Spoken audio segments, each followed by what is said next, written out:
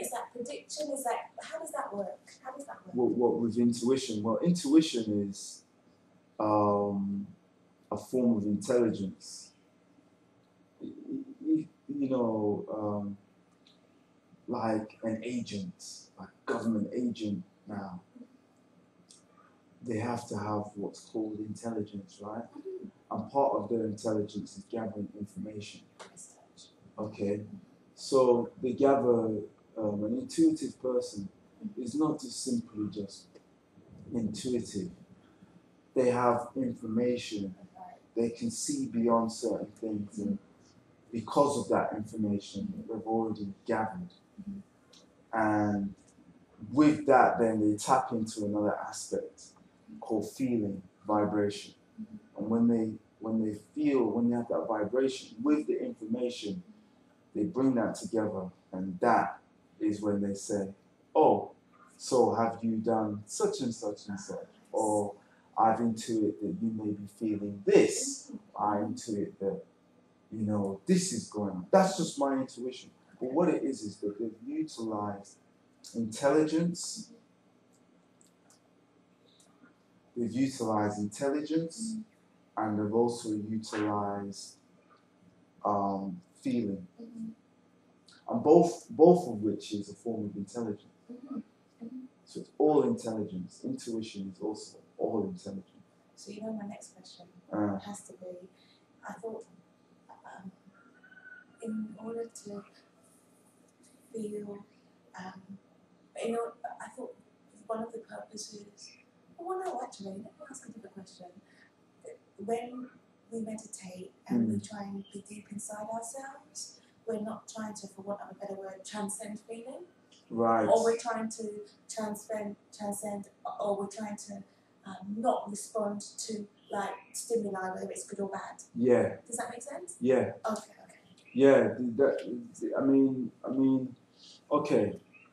First of all, meditation it's not a technique. It's not. It just is. And what I mean is that there are techniques that get you into meditation. For instance, the breathing, the concentration, the focus on a sound, or the focus on a mantra, or the focus on looking at something like a candle or a dot on the wall or something.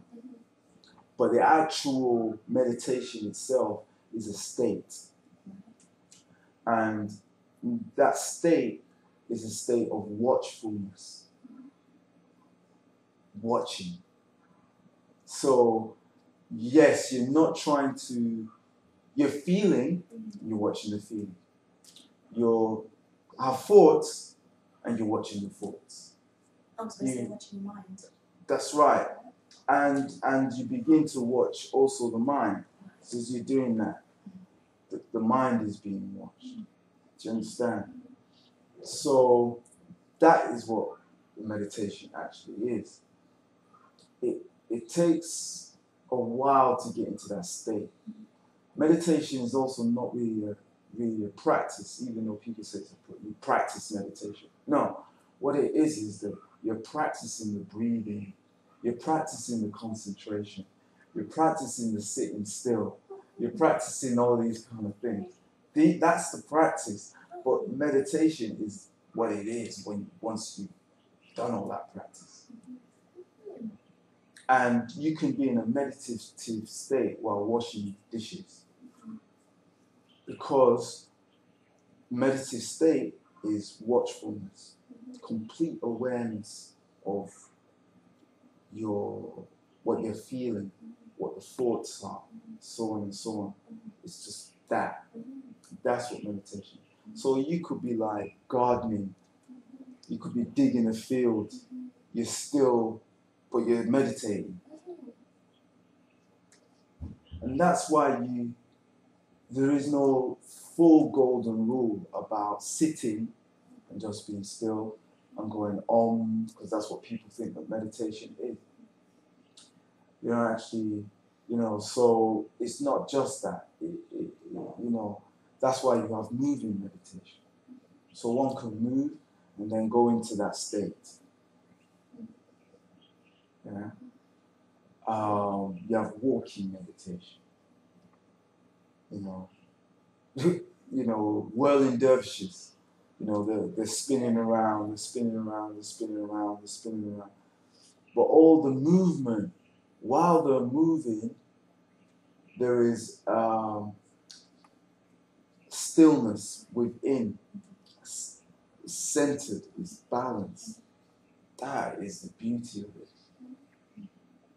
And this is where you have this kind of multi-dimensional aspects of what meditation is. And that is where you're going into reality, because now things are happening on a multi-dimensional level.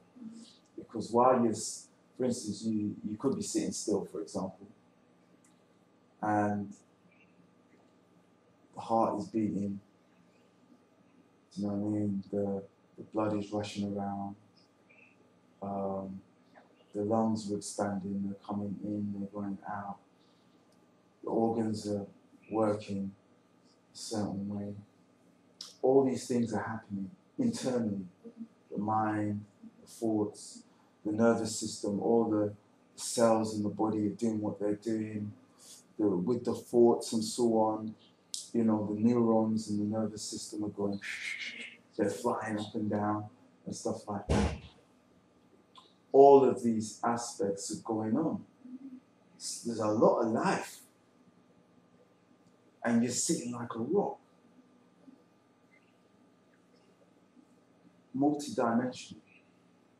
That is an aspect of reality that you only really truly begin to understand when you are practicing, going into meditation, and when you're in meditative state. Yeah. So I hope that answered your question. Yes. Yeah.